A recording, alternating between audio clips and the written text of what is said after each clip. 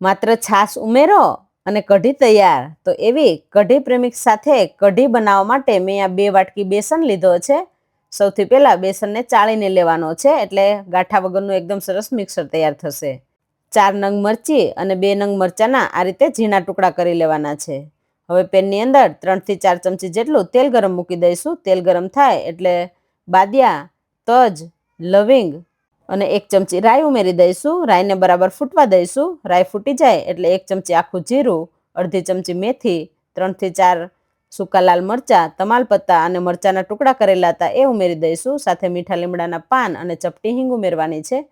મરચામાંથી પાણીનો ભાગ બધો નીકળી જાય એટલે આપણે એની અંદર બેસન ઉમેરી દેવાનો છે.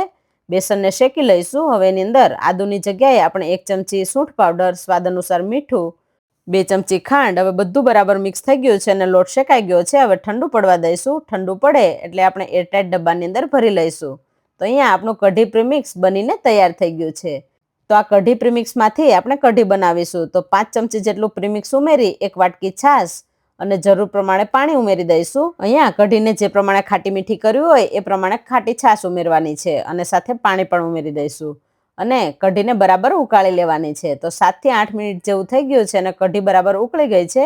ઉપરથી ઝીણી સમારેલી કોથમીર ઉમેરી દઈશું. તો ખાટી મીઠી કઢી બનીને તૈયાર છે.